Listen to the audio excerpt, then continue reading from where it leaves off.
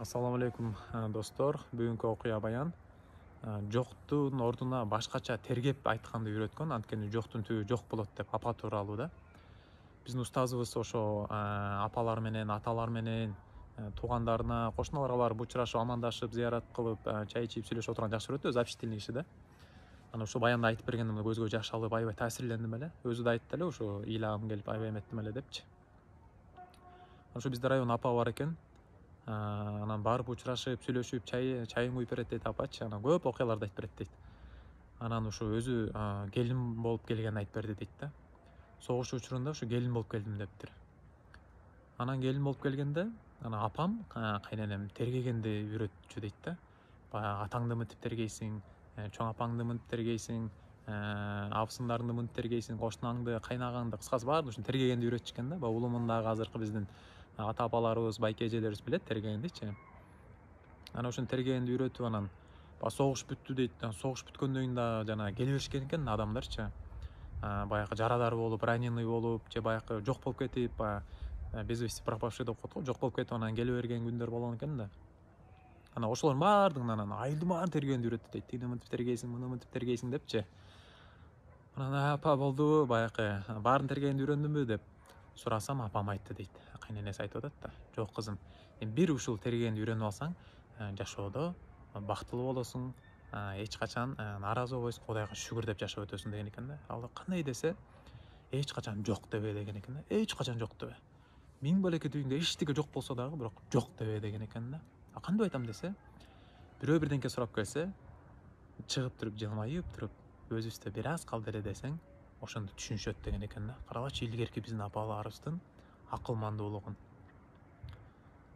Анан күндөр анан кошуналар, баягы согуштан кийинки, баягы согуш учурунда жашаган, согуштан кийин жашаган ата апаларыбыз билет, өтө кыйынчылык болгон экен да, ачарчылык болгон экен.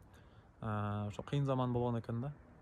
Анан баягы кошуналар келет дейт, абысындарым келет дейт, анан сурап келгенде ошо буудай же башка бир нерсе сурап келгенде анан үйдө карап туруп, анан бир аз калган болсо же жок болуп калган болсо, чыгып туруп, күлүп туруп, анан өзүбүздө бир аз калыптыр дегенде, анан алар дагы машалла түшүндүк деп анан кетишиши экен да. Караңыздар, ошон үчүн көбүнчө ушу биздин апаларга, эже карындаштарга, биздин жубайларыбызга, аялдарыбызга арналат го дейм бул баянчы. Кудайга шүгүр, мына эркектериңиздер жакшынакай эле иштеп аракет кылып келатат. Үйдө погребке вареньяңыздар, салаттарыңыздар батпай калды. Уун запастапчы. Картошка, ачарчылык заман жок. Кудайга шүгүр, ачкадан өлүп аткан киши жок.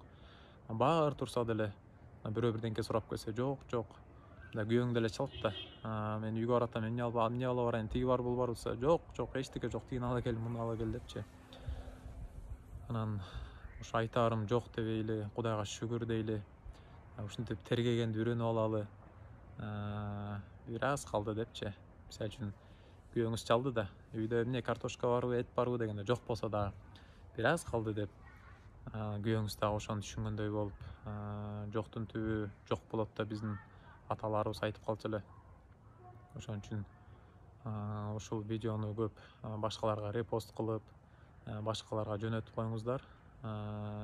Лайк басып, комментарий жазганды унутпаңыздар. Анткени канча активный болсоңуздар, бул видео таркайт экен да. Биздин максат ошо башкаларга пайдабыз жетсе, башкаларды жакшылыкка чакырып, жамандыктан кайтарып калсак деген максат. Сиздер да ошо биздин жолубузда жолдош болуңуздар, себепчи болуп калыңыздар, башкаларга жөнөтүп коюңуздар сураныч. Баардыгыңыздарга ден соолук, дүйнө акырет бактылуулук жашоо каалайм. Жакшы туруңуздар. Ассаламу алейкум ва рахматуллахи ва баракатух.